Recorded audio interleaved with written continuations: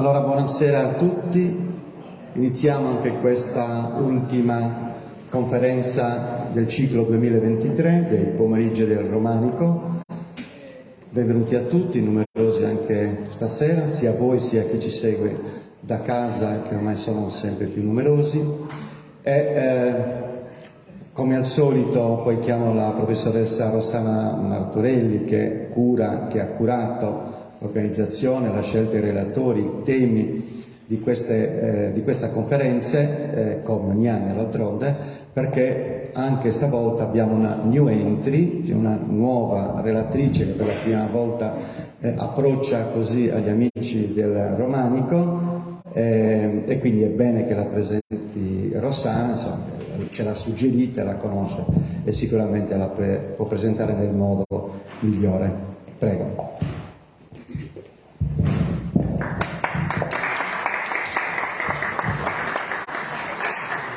Buonasera a tutte e a tutti, anche a chi ci segue da casa,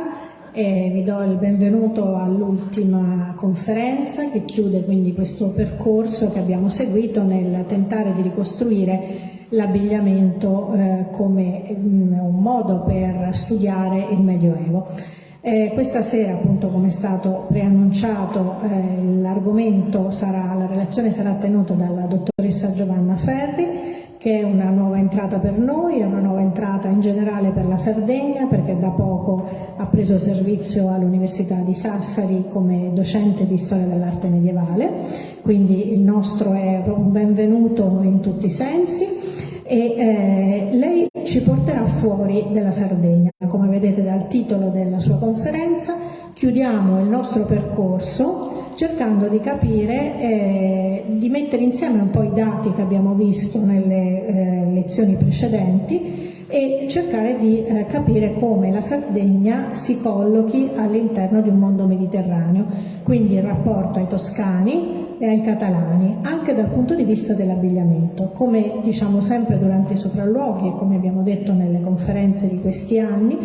quello che noi facciamo è cercare di ricostruire la vita nel Medioevo attraverso diversi aspetti. Quest'anno ci siamo concentrati sulla veste esteriore, che è comunque un modo di vivere un certo periodo, di rappresentare un certo periodo, anche per quanto riguarda i rapporti con gli altri. Quindi oggi cercheremo di capire attraverso le parole e gli esempi che ci porta la dottoressa Ferri se quello che succedeva in Sardegna rientrava in un discorso di modi comuni oppure rappresentava, almeno in qualche aspetto, un po' di originalità o di carattere particolare. Quindi non tolgo ulteriore tempo, lascio la parola alla dottoressa Ferri.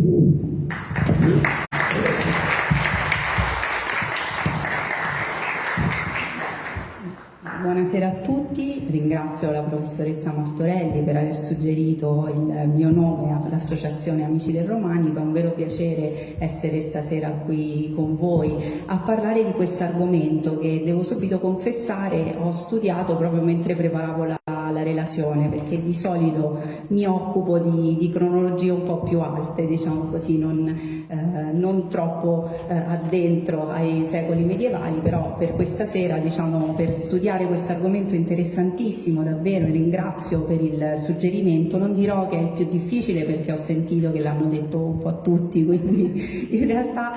sicuramente aveva delle complicazioni, diciamo così, più che altro legate alle mie lacune, ma è stato veramente un excursus molto interessante, perché appunto mi ha permesso di conoscere degli aspetti che erano rimasti un po' sempre secondari, diciamo così, nei miei interessi di ricerca. Quindi stasera sì, cercheremo di delineare le linee quantomeno essenziali di quelle che erano le caratteristiche dell'abbigliamento di sardi, toscani e catalani, in realtà con una piccola inversione rispetto al titolo, perché partiremo dai catalani, poi ci sposteremo in Toscana per finire con la Sardegna.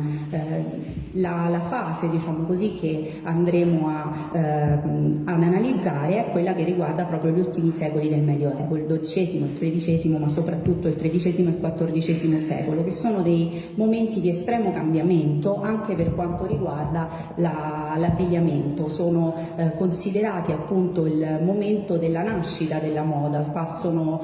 indicati come la fase della rivoluzione dell'abbigliamento, perché è proprio in questa fase, tra l'altro, che iniziano a distinguersi gli abbigliamenti dedicati ai due generi, uomini e donne iniziano ad avere abbigliamenti peculiari e a distinguersi appunto anche in questo senso.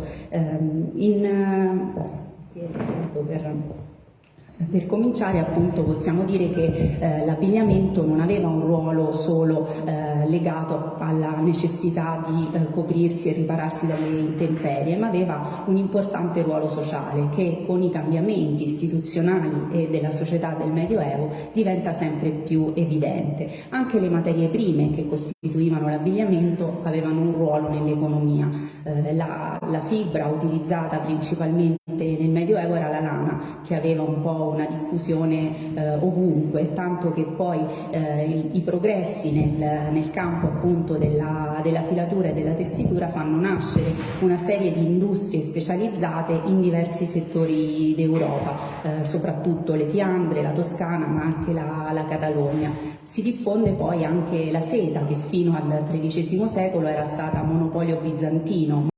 ma che in seguito, attraverso la Sicilia e la Spagna, si diffonde in tutta Europa. Erano note anche manifatture di tessuti ben più preziosi come il velluto o il raso broccato d'oro, che però avevano una diffusione molto meno capillare, diciamo così, erano riservate agli strati più alti della società. Dovevano poi essere utilizzate anche fibre vegetali più semplici come la canapa e il lino, la cui produzione però aveva un carattere per lo più locale, quindi non abbiamo molte testimonianze di questo tipo di traffici, diciamo così, di fibre di lino o di canapa, perché appunto avevano un carattere più familiare, hanno lasciato meno tracce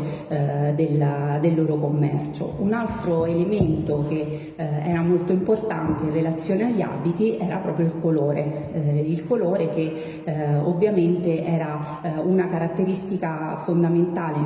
negli abiti. Si sviluppa appunto ulteriormente l'ars tintoria e i colori più utilizzati erano i colori che davano sui toni del rosso. Fondamentalmente diciamo i toni di questi abiti sembrano essere piuttosto spenti. La lana si vendeva grezza, non colorata, veniva colorata successivamente, ma gli artigiani erano divisi, diciamo così, in due classi. Quelli della piccola tinta, fondamentalmente, che avevano a disposizione delle tinture per lo più vegetali e non troppo resistenti. Infatti gli abiti tendevano a scolorire con i lavaggi, ma anche semplicemente con l'esposizione al sole, e che avevano poi dei mordenti che servivano a fissare questi abiti piuttosto diciamo così poco efficaci, mentre i tintori della grande tinta erano quelli che potevano utilizzare dei pigmenti ben più pregiati come l'indaco e la porpora di Tiro, che avevano una coloritura più brillante e che duravano molto di più nel tempo. Rispetto ai colori, tra l'altro, anche le fonti ci parlano di una certa inuguaglianza cromatica delle classi sociali, perché gli abiti tinti con colori più scuri e con colori più brillanti ovviamente erano più costosi e non erano alla portata di tutti. Come vi dicevo, appunto, i colori più scuri e più brillanti erano quelli più desiderati. Il nero, che era considerato appunto massimo esempio di colore prestigioso, aveva una diffusione unicamente nell'aristocrazia. Il rosso allo stesso modo era molto amato e si otteneva con pigmenti molto raffinati e costosi, ma poteva essere ottenuto anche con le fibre, con con i vegetali, diciamo così, e quindi poteva avere delle versioni meno costose, quindi insieme al verde era quello più utilizzato. La cosa più interessante, diciamo così, dal punto di vista cromatico è la grande diffusione del blu. Il blu dai romani non era molto considerato, era un colore che veniva associato ai barbari e quindi era lasciato un po' da parte. Invece a partire dal XII secolo e soprattutto grazie all'influsso della moda francese, la Francia insieme all'Italia sarà uno dei poli da cui partono le novità legate all'abbigliamento e poi si diffondono in tutta Europa. Il blu conosce una vera e propria rivoluzione, tanto da diventare il colore più amato, pare che in Europa ancora oggi sia al primo posto, e da essere considerato il colore mariano per eccellenza, quindi poi a diffondersi e a avere appunto questa grande fortuna. Dal punto di vista delle testimonianze, come noi non abbiamo moltissime testimonianze materiali di quello che è effettivamente poi l'abbigliamento vero e proprio, le fibre che compongono gli abiti molto spesso sono soggette appunto a forme di distruzione. I più poveri soprattutto utilizzavano gli abiti fino a che non si consumavano, quindi in relazione soprattutto all'abbigliamento delle classi sociali meno elevate non abbiamo moltissime attestazioni. Diversa è la situazione per i corredi, diciamo così, legati a abbigliamento liturgico, quindi quelli dei sacerdoti fondamentalmente che si sono conservati, oppure quelli delle altissime classi sociali, che però ovviamente non possono essere considerati abiti rappresentativi di un'epoca, perché ci mostrano quello che era l'abbigliamento di un determinato gruppo sociale che corrispondeva quindi all'elite sia religiosa che civile. Inoltre i mezzi che abbiamo a disposizione sono soprattutto fonti indirette, le descrizioni che gli autori contemporanei ci lasciano di questi abiti, gli inventari che sono molto importanti, lo vedremo come fonte documentale, che erano molto dettagliati perché l'abito inizia ad avere un costo e quindi assume un certo peso all'interno anche delle proprietà private, e quindi viene ampiamente registrato dai notai, ma soprattutto, come è ovvio, le fonti iconografiche. Dobbiamo però anche in questo caso fare una premessa necessaria: molto spesso e a seconda dell'epoca queste fonti hanno un diverso grado di attendibilità, non possiamo appunto affidarci unicamente alle rappresentazioni iconografiche per ricostruire l'abito di un'epoca, innanzitutto perché, così come gli abiti che sono giunti fino a noi, molto spesso sono rappresentative di una classe sociale specifica che va a corrispondere con l'elite molto spesso, e soprattutto non è esente questa rappresentazione da significati simbolici. Basti pensare un caso eclatante, quello delle figure bibliche. I personaggi che sono coinvolti nelle rappresentazioni delle storie ispirate all'Antico o al Nuovo Testamento indossano degli abiti che potremmo definire atemporali, che sono fissi nel corso dei secoli e che servono a organizzare, diciamo così, o quantomeno ad ambientare queste storie in una fase indefinita dello spazio e del tempo. E qui vi ho messo appunto due esempi di V e di XIII secolo della stessa scena, la rappresentazione della visione di Abramo presso la quercia di Mambre, dove appunto il patriarca vede i tre angeli, indossano sia nel V che nel XIII secolo la tunica con il paglio, cambia ovviamente lo stile perché è cambiato il gusto, e indossano tutti dei sandali ai piedi, quindi fondamentalmente non possiamo considerare queste immagini rappresentative dell'abbigliamento di un'epoca. Altre volte invece anche nelle rappresentazioni di tipo biblico possiamo notare degli inserimenti che le rendono un po' più contemporanee e che ci permettono di avere un'idea di quelli che erano gli abiti nel corso appunto dei secoli del Medioevo, dei secoli appunto che, come abbiamo detto in apertura, conoscono una incredibile rivoluzione proprio nell'ambito dell'abbigliamento, una rivoluzione alla quale non sembra essere stata secondaria, diciamo così, una invenzione di cui sicuramente avete già sentito parlare nel corso dei precedenti incontri, che è quella del bottone.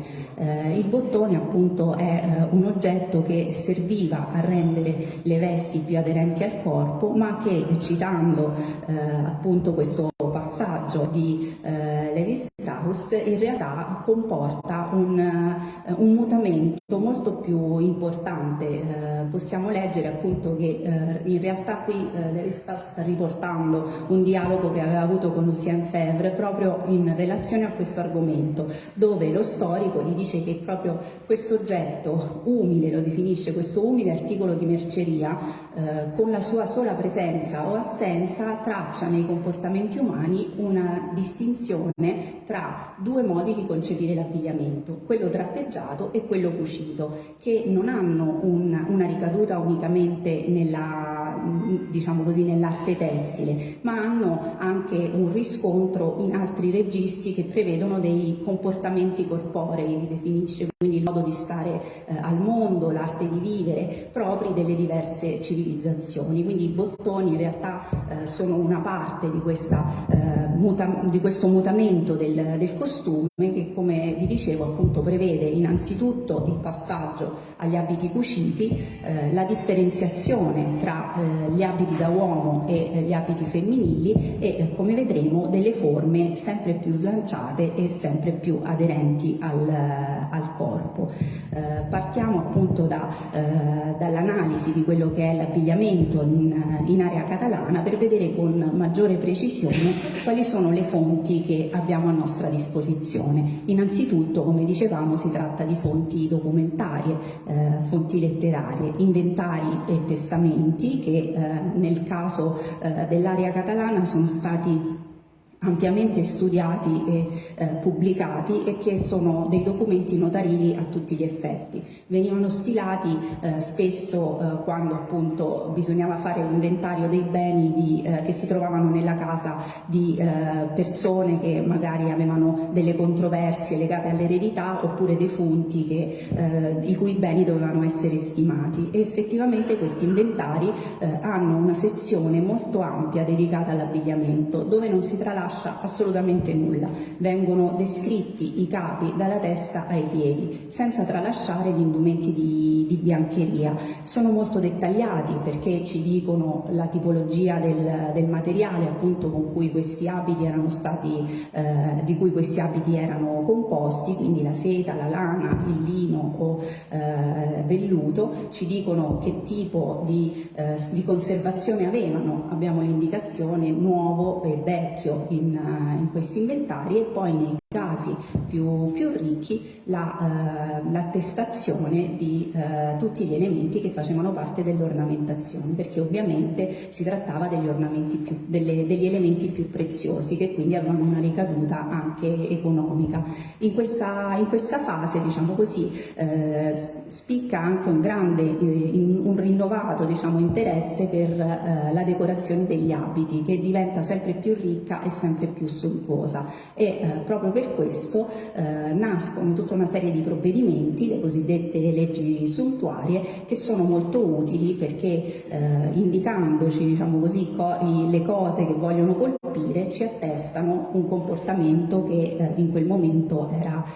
in voga. Qui vi ho riportato appunto le principali leggi suntuarie che sono state emanate in area catalana, e che fondamentalmente appunto andavano a colpire gli eccessi legati al lusso e all'ostentazione del lusso nell'abbigliamento. Le leggi suntuarie non sono una novità del Medioevo. Abbiamo leggi suntuarie già nel 215 a.C. La Lex Oppia durante la seconda guerra punica era stata promulgata a Roma contro, diciamo così, gli eccessi che le matrone romane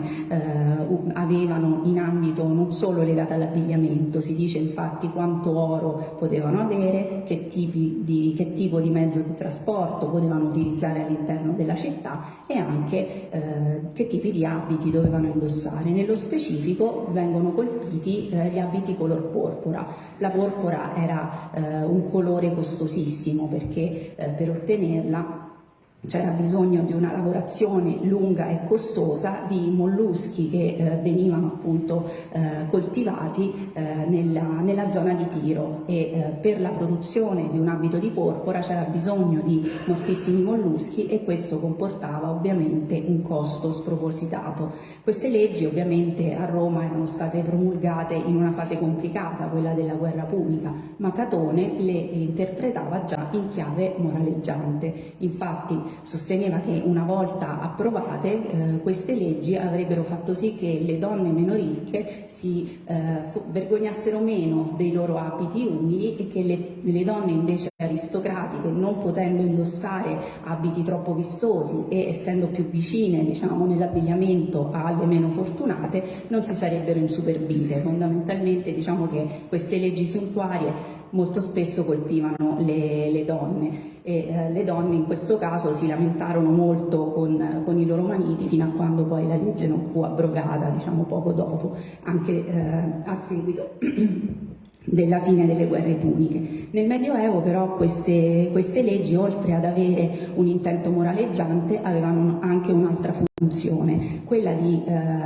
gestire, diciamo così, i codici dell'abbigliamento, di modo che le gerarchie fossero immediatamente comprensibili, perché diciamo che queste leggi suntuarie non colpivano tutti allo stesso modo, ma erano relative, diciamo così, a determinati gruppi sociali che dovevano rispettare i codici d'abbigliamento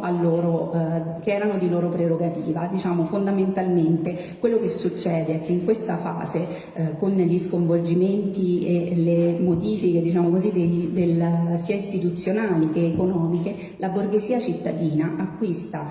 sempre maggiore importanza e soprattutto diventa sempre più ricca, e quindi si può permettere economicamente di emulare i modelli di consumo delle elite, quindi dell'aristocrazia, della nobiltà, addirittura dei regnanti. Questo però ovviamente non può essere visto di buon occhio, perché i borghesi, anche se avevano potere d'acquisto, non facevano comunque parte dell'elite, e quindi dovevano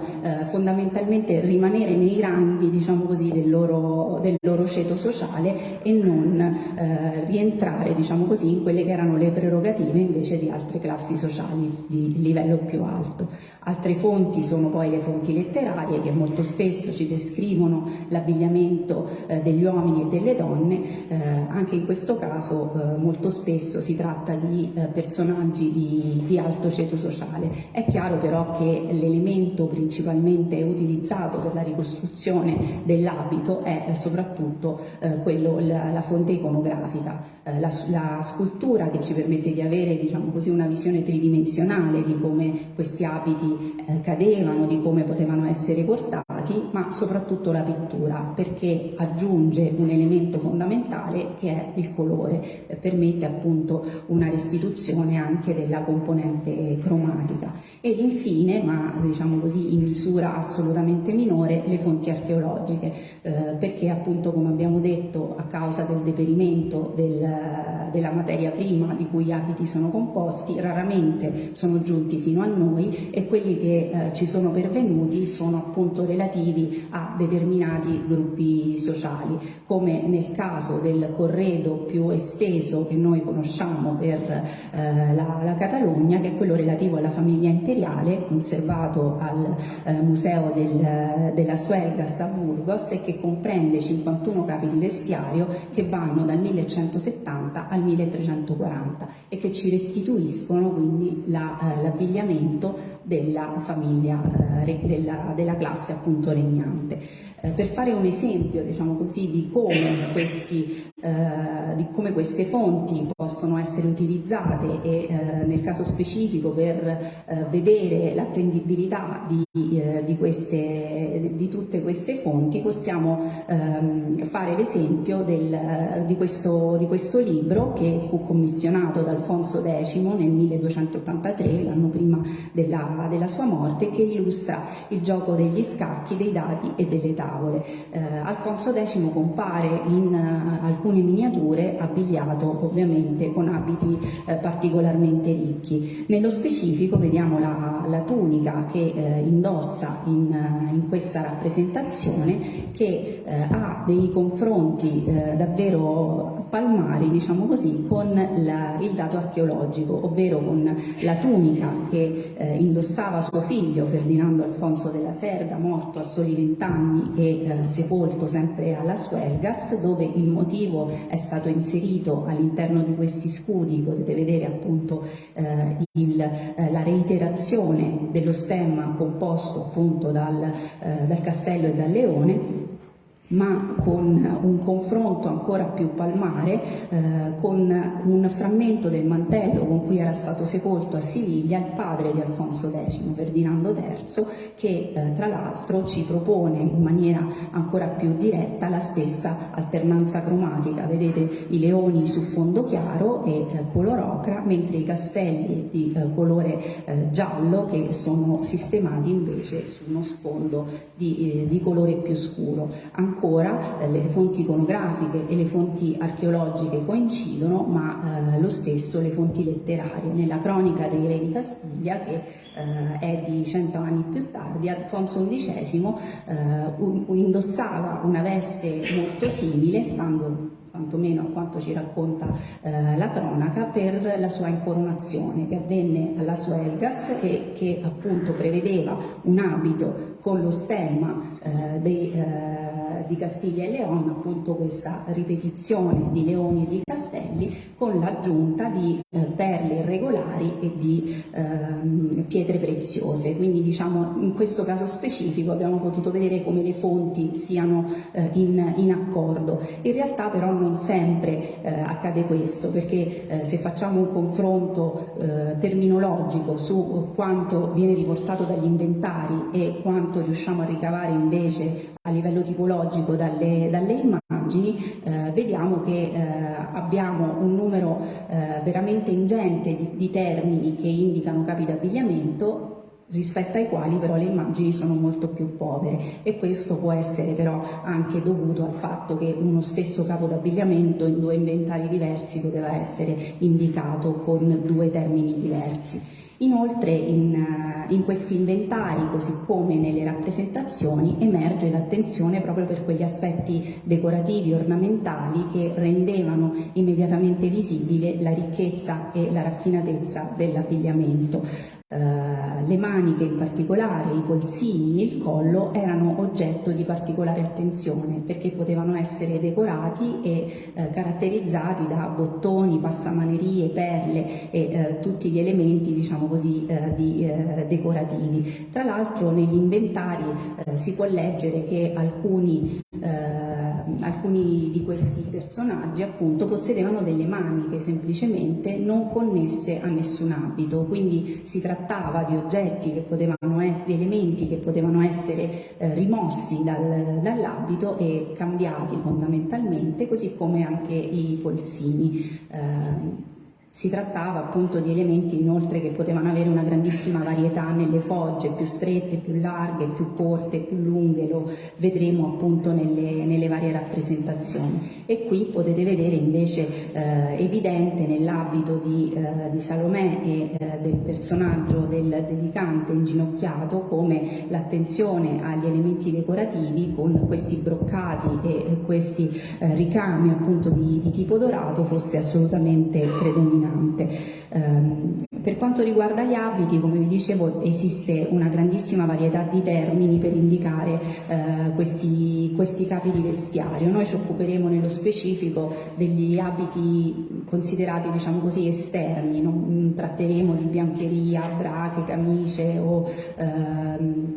tuniche interne, perché ci focalizzeremo appunto sugli elementi più esterni dell'abbigliamento, che erano quelli poi portatori di maggiore interesse dal punto di vista decorativo. Inoltre, diciamo, possiamo dire subito che questi elementi, come vedrete, mostrano un grande grado di semplificazione e di stilizzazione nelle immagini.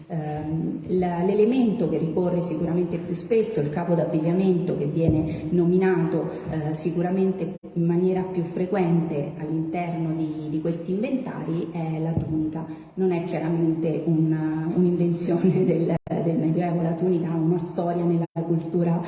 tessile europea, ovviamente millenaria. In questa fase le tuniche però si accorciano e le maniche si stringono. Erano utilizzate sia dagli uomini che dalle donne ed avevano un utilizzo trasversale in tutte le classi sociali. Ovviamente a cambiare erano le materie prime di cui erano composte e gli elementi dell'ornamentazione. Le classi sociali più basse avevano di solito delle tuniche molto semplici, non decorate, che avevano colori scuri, di solito il grigio naturale della lana o un rosso ottenuto dalla tintura vegetale. Potevano essere o meno cinte in vita ed erano appunto manicate. Ovviamente le tuniche più corte erano una prerogativa maschile. Ne esistono poi diverse varianti, potevano essere aperte sul davanti con una sorta di falda che lasciava intravedere la tunica sottostante, perché un altro elemento caratteristico dell'abbigliamento catalano in questa fase è la sovrapposizione. Avremo modo di vedere che c'era sicuramente almeno una tunica interna ed una esterna, e questa poteva poi essere ulteriormente coperta da un'altra sopravveste e anche da un mantello. Una terza tipologia di tunica corta poteva prevedere le due falde completamente separate tra loro e una ripiegata di lato a lasciare scoperta appunto la tunica interiore. Qui vedete un menestrello in questa rappresentazione che proviene dal retablo dei due San Giovanni, da cui proveniva anche la rappresentazione del committente che abbiamo visto prima, che ci mostra appunto questo personaggio con una tunica decorata e corta. La tunica talare invece era il modello lungo ed era prerogativa delle donne, ma anche dei personaggi religiosi. Una tipologia specifica, diciamo così, di tunica lunga era la cosiddetta cottardita, che era una tunica appunto che arrivava fino alla caviglia, ma aveva la caratteristica di avere delle maniche molto larghe che diventavano poi all'altezza del gomito estremamente pendenti. Le vedete qui nella figura di Sant'Agnese e qui nella figura di Salomè. Queste cottardite erano di solito prerogativa di personaggi di rango sociale elevato e potevano essere anche caratterizzate da ampi spacchi laterali, come ci attesta questa che indossa Sant'Agnese nel monastero di Pedralbes, che ci permette di osservare un altro aspetto al quale si dava molta importanza, ovvero la foderatura di questi abiti, che poteva essere di colori vivaci, contrastanti, ma poteva essere anche di pelliccia. Le pellicce più raffinate erano ovviamente l'ermellino, la martora, ma anche lo scoiattolo. In questo caso invece appunto abbiamo una fodera a contrasto rispetto all'abito dorato, che mostra questo tipico motivo a quadretti. Le fodere avevano una grande importanza, gli inventari ce lo attestano, ma avevano una grande importanza anche nelle rappresentazioni pittoriche, perché abbiamo un documento in realtà ormai di inizi XV secolo, un contratto tra il pittore Feliu e la chiesa di Santa Maria di Belloc per la realizzazione della pala d'altare con la rappresentazione di San Pietro. Come spesso accade in questi documenti, viene specificato il colore dell'abito che San Pietro doveva indossare. Viene però anche detto al pittore che la fodera doveva essere di un colore diverso, non si specifica il colore, si lascia, diciamo così, alla discrezione dell'artista la scelta del colore. Ci si raccomanda però che questo sia molto vivace e in forte contrasto con il colore del mantello, quindi c'era anche una certa ricercatezza per quanto riguarda le fodere, che tra l'altro erano regolate anche queste dalle leggi suntuarie. Sulla tunica si diffonde, prerogativa soprattutto maschile, anche l'uso di portare un mantello che poteva avere il cappuccio e che arrivava fino ai piedi, mentre sia per gli uomini che le donne si diffonde una particolare tipologia di tunica che aveva una cordicella laterale laterale, di solito collocata sul lato sinistro, che doveva unire, diciamo così, i due lembi della tunica, lasciando però a vista la camicia sottostante, quindi una sorta di corpetto antelitteram contro il quale tra l'altro si scaglieranno i prelati dell'epoca, definendo questi spazi lasciati a vista dalle cordicine finestrelle del diavolo, quindi c'era di solito appunto rivolgendosi alle donne. Questo tipo di tunica incordata però era utilizzato anche dagli uomini. Qui vediamo ancora dallo stesso libro che era stato appunto commissionato da Alfonso X questi due giocatori di tavola che appartengono sicuramente al mondo cortigiano, diciamo così, e che si fanno rappresentare, uno con una semplice tunica di colore azzurro, l'altro invece con una tunica bicroma e la rappresentazione appunto della cordicella laterale che doveva stringere i due lembi dell'abito, lasciando però a vista la tunica sottostante. Su questa tunica tra l'altro poteva essere aggiunta un'ulteriore sopravveste, e qui vediamo con maggiore evidenza quello che vi dicevo in merito alla sovrapposizione dei capi, perché questo giovane porta sicuramente la tunica intima che noi vediamo sotto alla tunica incordata, e sopra la tunica intima porta quest'altro capo d'abbigliamento noto come pellote. Sopra ulteriormente indossa il mantello, quindi c'era proprio una tendenza alla sovrapposizione dei capi, a volte accostando anche dei colori in una maniera che noi oggi definiremo quantomeno ardita, diciamo così. Ma quello che è interessante è che il tesoro della Suertas ci conserva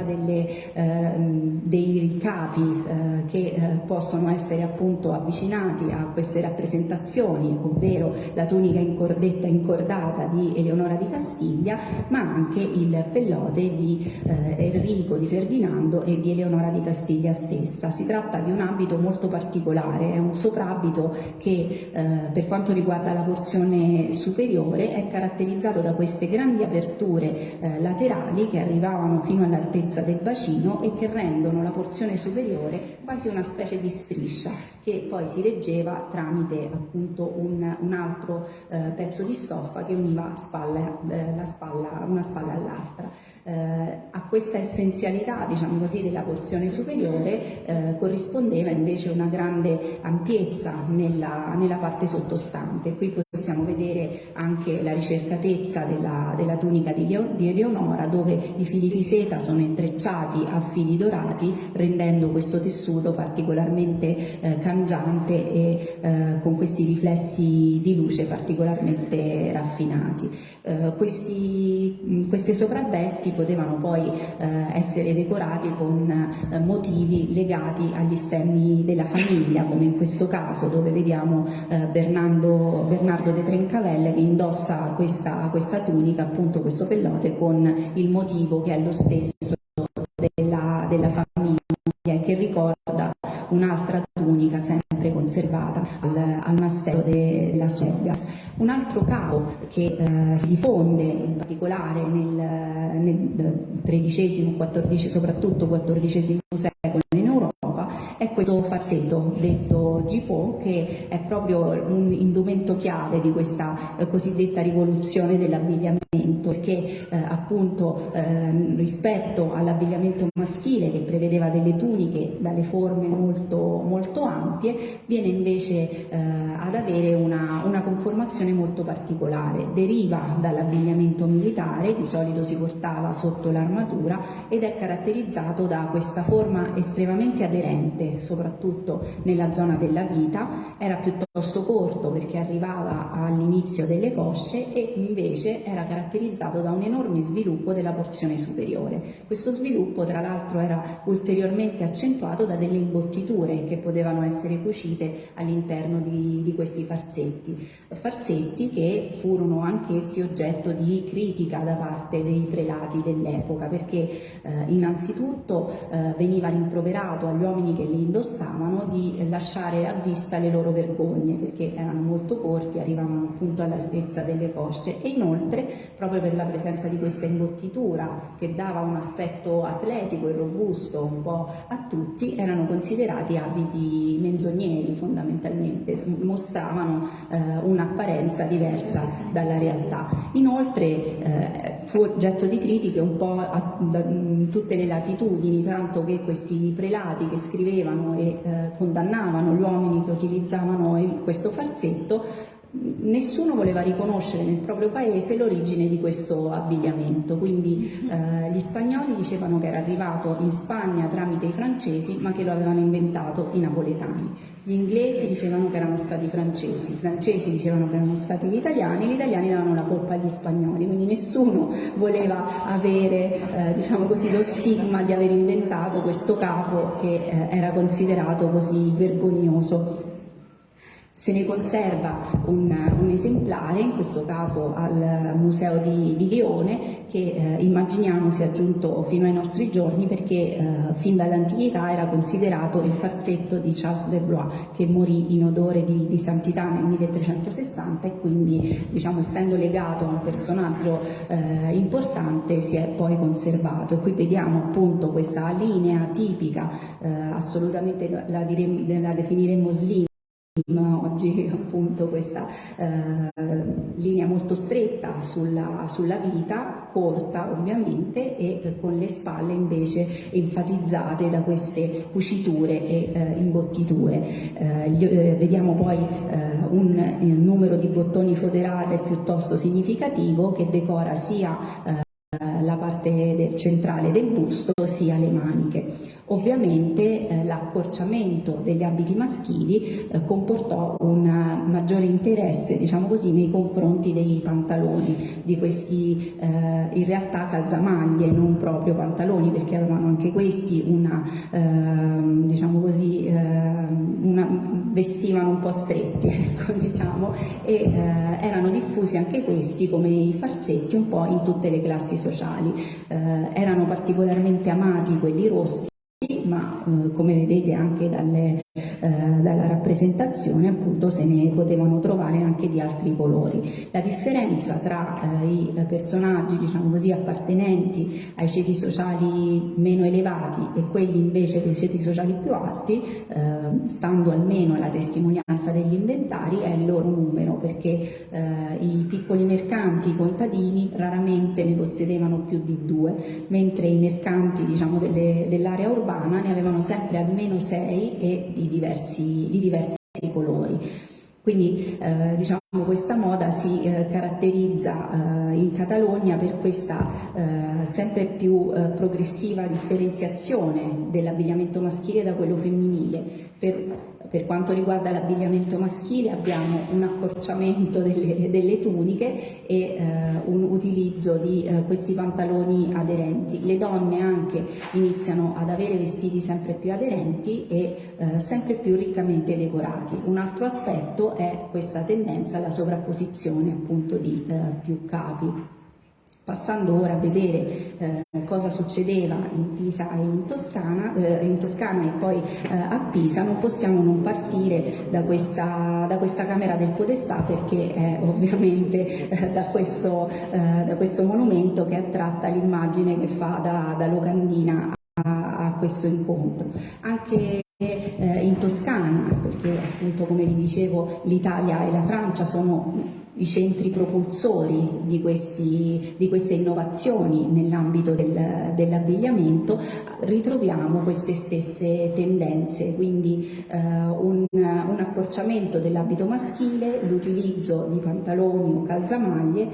abiti femminili sempre più aderenti al corpo, caratterizzati spesso da una parte superiore particolarmente stretta e una parte inferiore invece più ampia, la scollatura che si allarga da spalla a spalla e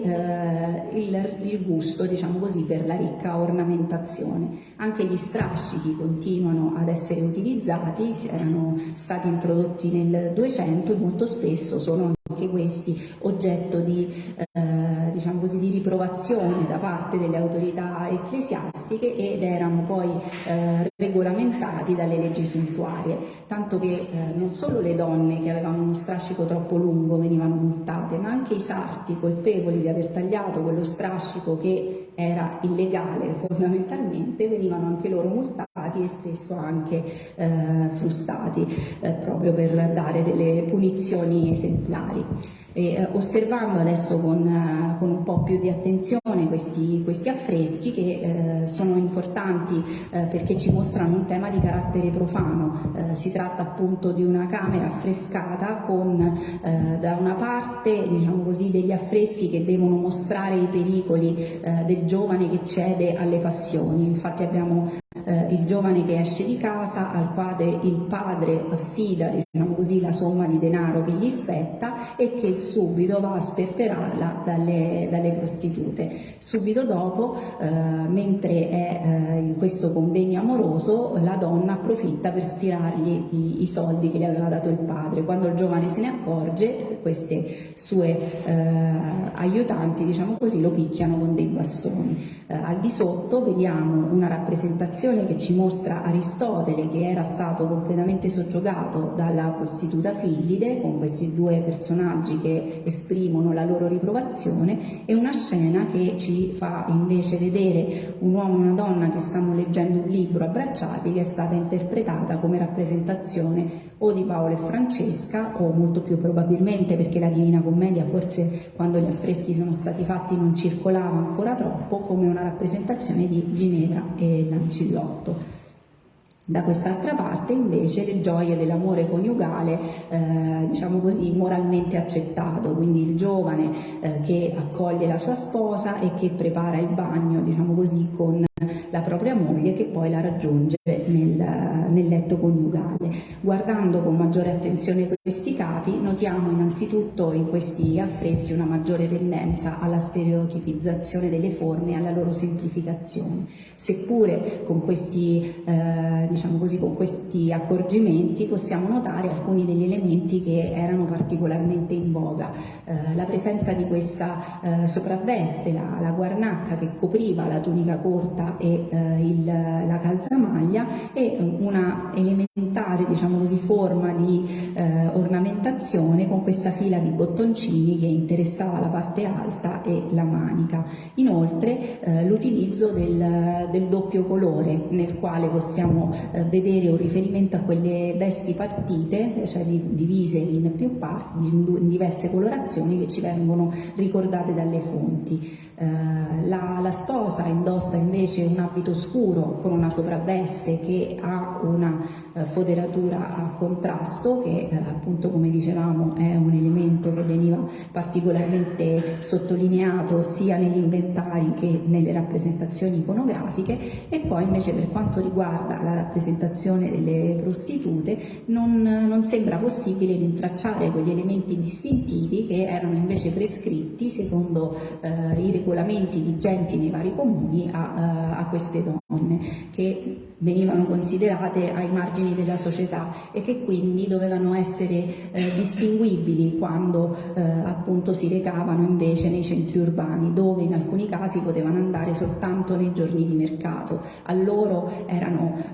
riservate, diciamo così, tutta una serie di norme sia di comportamento che di abbigliamento. Ad esempio a Lucca non potevano usare il nero perché era un colore costoso e elegante e non era loro permesso indossarlo. In altre città invece, come ad esempio Firenze e Siena, dovevano indossare un cappuccio bianco con un campanello, che in altri casi invece era sostituito da una lunga fascia gialla sulla spalla, che doveva appunto rendere immediatamente visibile la loro condizione. Allo stesso modo in altre legislazioni gli era invece prescritto un abito a righe. Le righe molto spesso erano sinonimo di discriminazione, ma non sempre, perché vediamo subito, rimanendo a San Gimignano, ma guardando invece la Maestà di Lippo Memmi,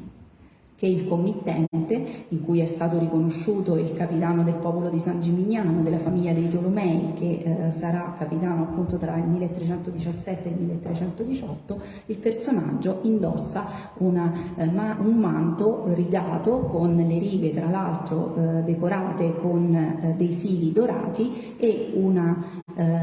pelliccia interna di Baio, che vedremo appunto ha una grande fortuna. Passando invece all'ambito più strettamente pisano, non possiamo non partire, diciamo così, dal capolavoro di Buonamico Buffalmacco, Il trionfo della morte del Camposanto. Si tratta appunto di un'opera che ci mostra alcuni personaggi in abiti profani, in particolare i tre giovani che indossano tutti queste sopravvesti di colori differenti e caratterizzate da questo gusto per la decorazione e per l'ornamentazione, che è un po' un leitmotiv di tutto il Mediterraneo, e dall'altra le figure femminili invece rappresentate nella scena cortese di giardino, che indossano delle cottardite, cioè queste tuniche che mostrano appunto un particolare sviluppo della manica pendente, una scollatura che va da spalla a spalla, una ricca ornamentazione e al di sotto della tunica, della cottardita, un'altra tunica in colori contrastanti. Sempre rimanendo in ambito pisano, una cottardita indossano anche queste figure femminili che hanno i capelli sciolti perché sono in lutto, che stanno piangendo la morte di Napoleone Orsini, che era caduto da cavallo e che appunto poi San Domenico resuscita. Quindi anche queste donne indossano delle tuniche dai toni piuttosto chiari e al di sotto, diciamo così, della cottardita hanno invece una tunica in tono su tono. La profilatura delle maniche sembra indicare la presenza di bottoncini o di copelle dorate. Per quanto riguarda invece i personaggi maschili,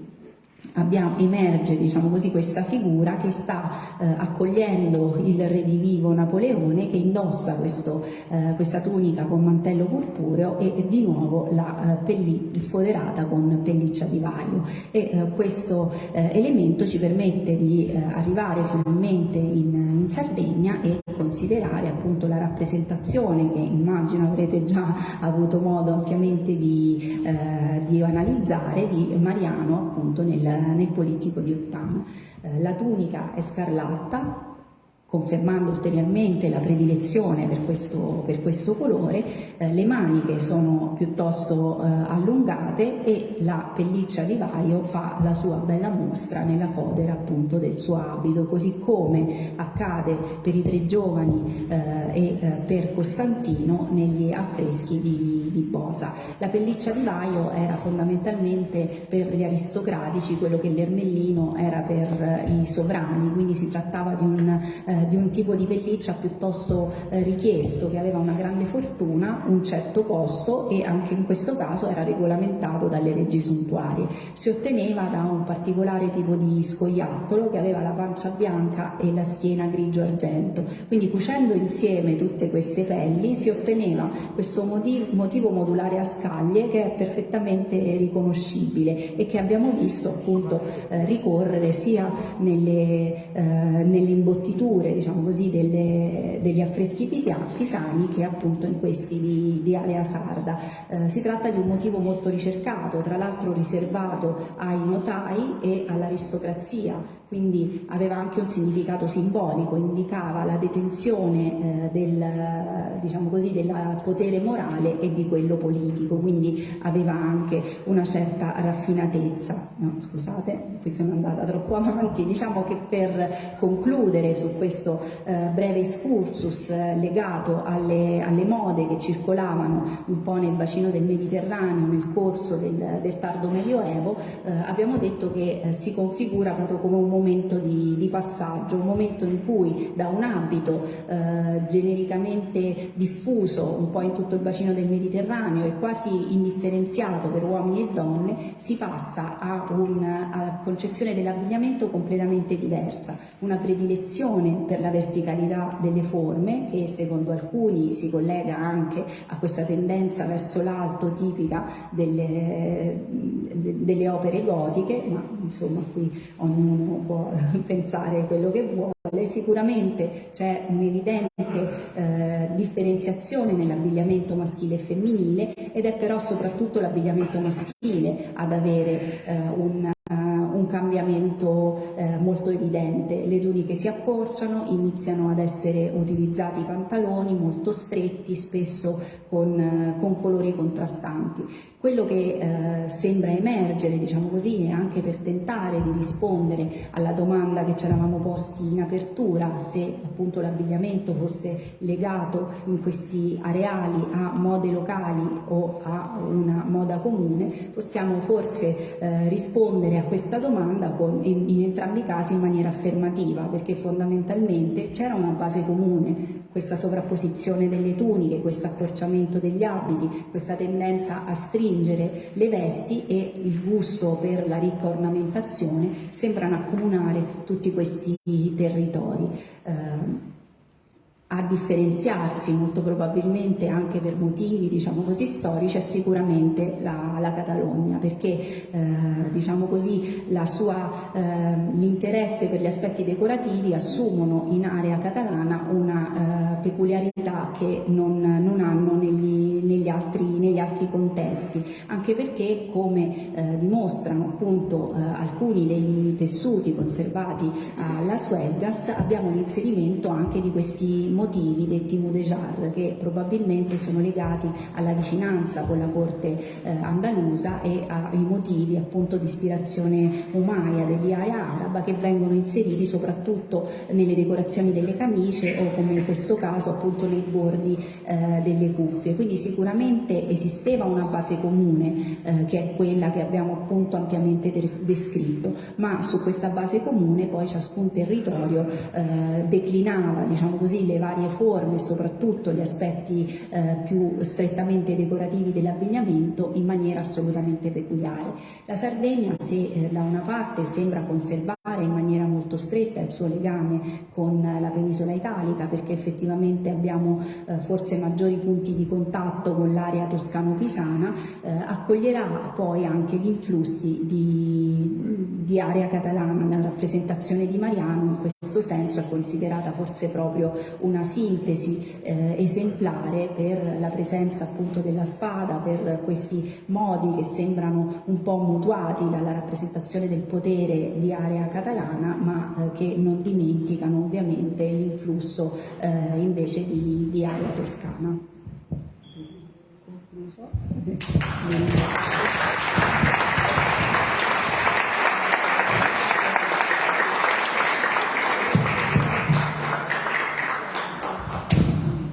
Bene, grazie, molto esaustiva e molto completa, diciamo così. Abbiamo giravogato tra Italia, Sardegna e Spagna e abbiamo visto appunto come questi abiti, queste mode perlomeno viaggiavano assieme agli artisti, magari a chi costruiva le nostre chiese romaniche e quant'altro. A questo punto, se ci sono domande, sebbene come sempre la relazione è molto esaustiva, molto completa, molto appassionante anche, però spesso insomma, rimane qualche interrogativo o qualche curiosità inespressa, quindi sia da casa, che solitamente sono molto attenti a questa parte nascosti, più facilità a scrivere la domanda che a esporsi qua in platea, diciamo così, però chiaramente l'invito è rivolto anche a tutti voi. Da casa ce ne sono. Ecco, c'è Giorgio che poi fa il tecnico in questa occasione. Ti passo il microfono così puoi leggere le... Allora, Anna Ladu chiede: quando, in quale secolo apparve la calzamaglia nell'abito maschile? Poiché era nei nobili piuttosto aderente, quali fibre utilizzavano? Lana, seta, tessute come le calze? Non vedo cuciture. Come venivano tenute in alto? Tramite stringhe o un reggicalze? Non è che ha fatto il corso stilista, insomma, che conosce, o di sartoria, insomma, quindi insomma, i dettagli sono molto... Però vabbè, abbozziamo una risposta. Da quello che possiamo leggere negli inventari si diffonde ovviamente tra XIII e XIV secolo proprio con l'accorciamento delle tuniche, e negli inventari in realtà sembra essere di diversi tessuti, di lino, di lana, raramente di seta, diciamo sono molto presenti queste fibre molto più diffuse, e come fosse tenuta così aderente non saprei dire, sicuramente dovevano essere cucite, e alcune avevano delle cinte nella parte alta, però insomma di più non vi so dire.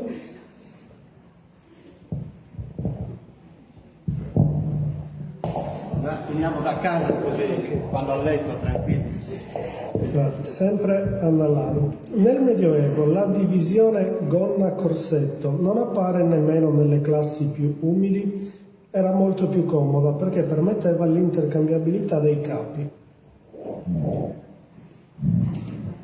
Forse più un'affermazione che una domanda, sì.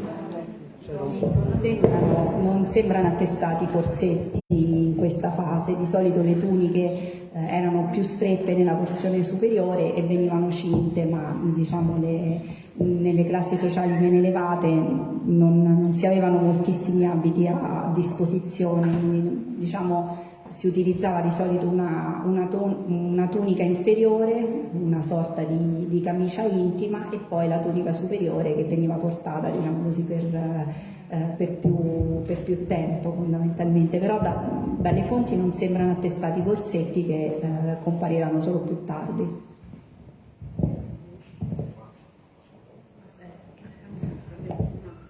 No? Finiti? Prego, c'è una domanda qui? Sì. Prima di porgere la domanda, la ringrazio per la bella e dotta conferenza. Nella sua esposizione, giustamente, lei ha parlato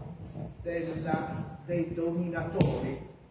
ma c'erano i dominanti, dunque quello che volgarmente noi chiamiamo popolo. Ora, di questo popolo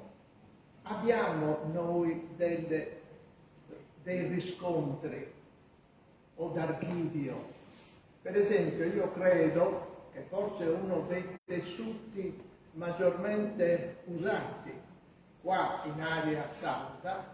non poteva essere se non l'orbace, come giustamente avete detto, che si sfruttavano soprattutto lana e poi viene il cotone e il lino. Ora, che ruolo aveva nell'economia e anche nei vestimenta l'orbace? Perché noi lo ricordiamo tristemente nel ventennio fascista ripreso, ma in periodo medievale il ruolo, l'importanza,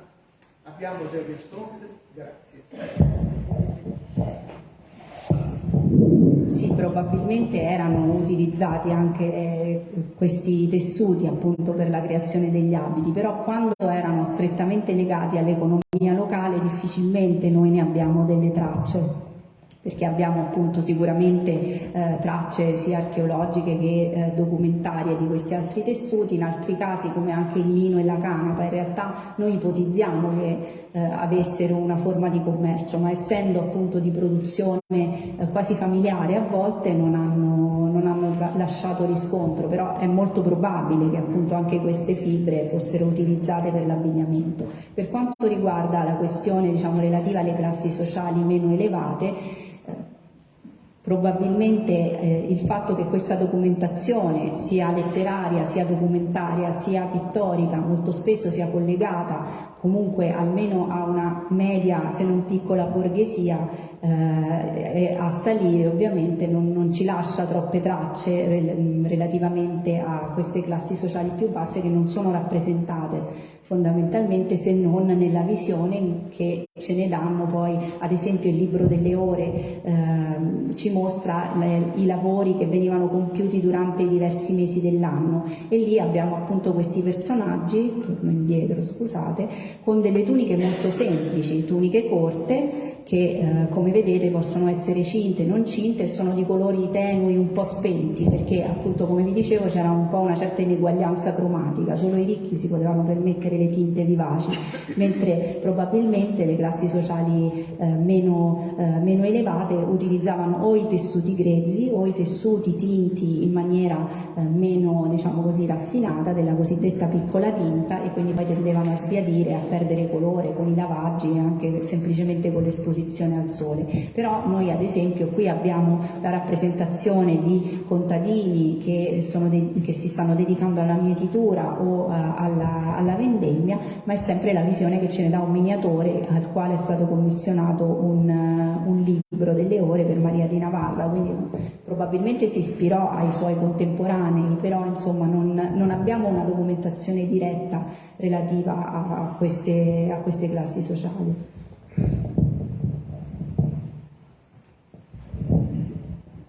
Sì, prego. Nel Medioevo esisteva un colore tipico del luto, praticamente se vedeva, quello che per noi è nero.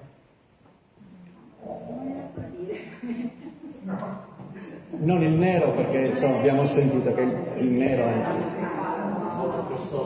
molto costoso. Volevo segnalare che invece in Giotto ci sono moltissime rappresentazioni popolari. Di popolano. Sì, sì, in Giotto ce ne sono parecchi. In Giotto e anche nei suoi... Però sono popolani un po' idealizzati.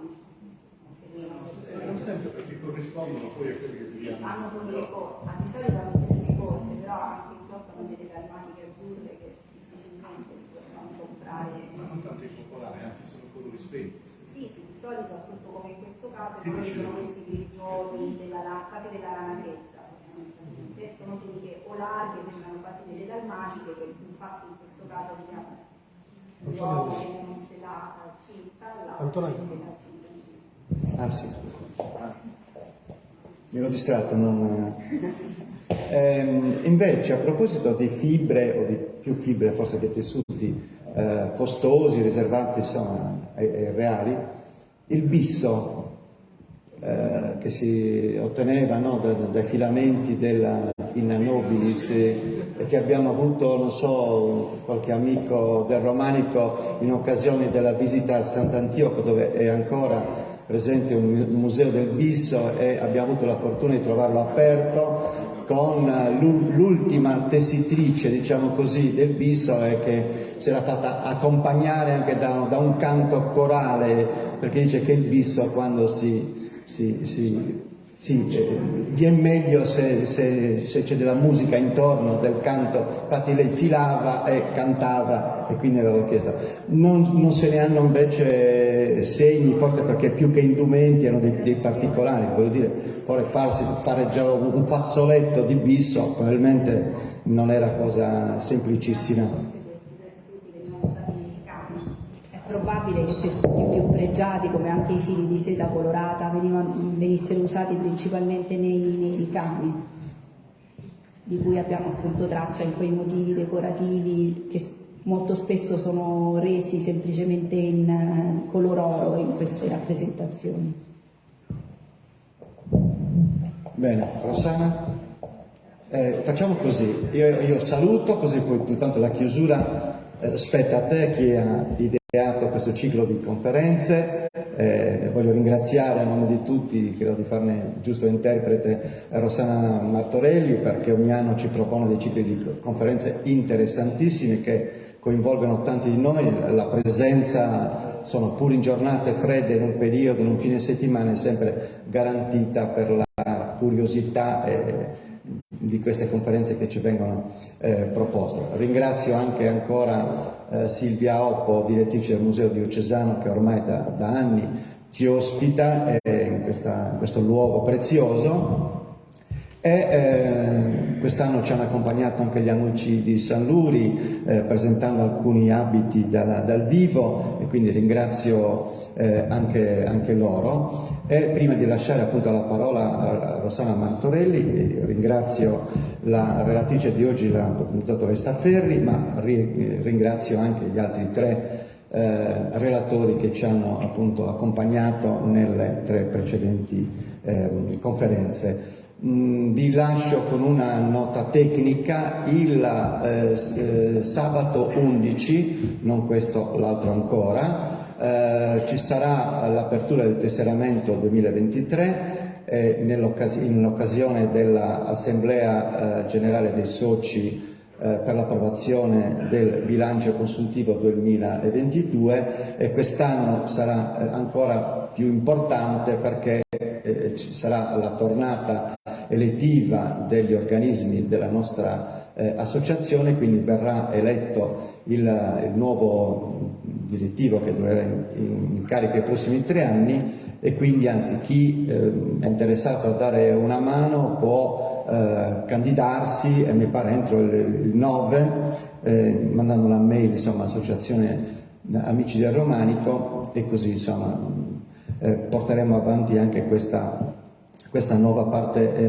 elettiva. Quindi vi aspettiamo l'11, si svolgerà a Santa Giusta, in quel locale che c'è all'uscita del paese, molti di voi sono già stati, di fronte alla scuola di formazione ANAP. Sto cercando di dare delle indicazioni nella strada principale, no, verso l'uscita, verso Cagliari. Comunque riceverete, o forse avete già ricevuto, le indicazioni nella convocazione che è già stata inviata alle mail o allo WhatsApp, insomma, in base ai riferimenti che abbiamo di ognuno di voi. Niente, io ho finito quello che vi dicevo, grazie ancora di essere stati presenti e così numerosi anche in questo ciclo di conferenze, e lascio la parola a Rossana.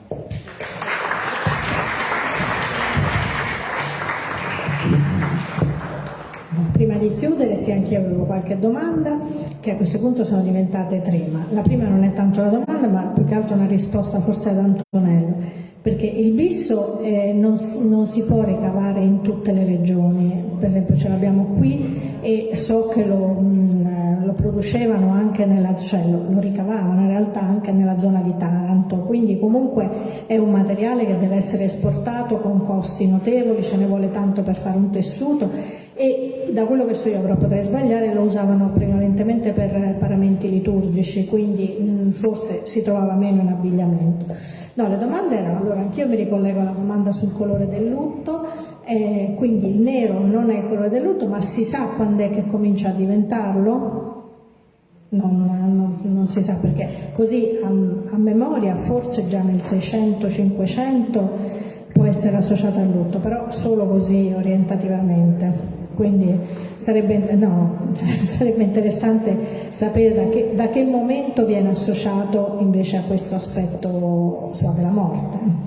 Invece in generale, da quello che hai fatto vedere, mi sembra una moda occidentale, cioè fortemente connotata verso l'Occidente, a parte quell'esempio della Catalogna in cui ci sono motivi decorativi ispirati a un repertorio islamico, che però si capisce perché quello fa parte del patrimonio culturale di quella regione. E allora questo mi faceva pensare, cioè mi sono fatta questa domanda perché in realtà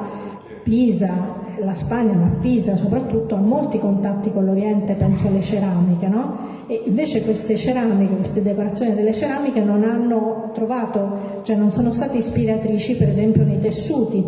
nella decorazione dei tessuti, sembrerebbe di no, sembrerebbe proprio un abbigliamento. E né Costantinopoli, cioè Bisanzio, che in quel momento è ancora in piedi, non c'è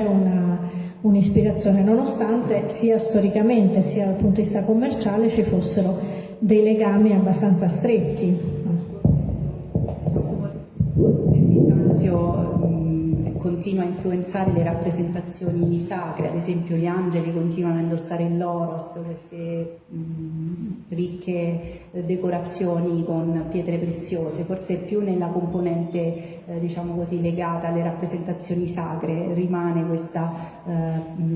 legame con Bisanzio fino almeno al 300. come accade poi anche in altri territori come ad esempio la Serbia, che sono stati più a lungo dominati, diciamo così, dai bizantini. Allora, terminate le domande personali, quindi per chiudere possiamo dire che a questo punto veramente abbiamo chiuso il cerchio, cercando di dare un po' una spiegazione e una collocazione anche a quello che è l'abbigliamento sardo, e quindi ovviamente cercando anche di capire un po' quali erano i caratteri della società che viveva nel Medioevo in Sardegna. Quindi anche io ringrazio tutti i relatori, prima di tutto per aver accettato questi argomenti che tutti non hanno mancato di rinfacciarmi che erano argomenti difficili, dal primo all'ultimo.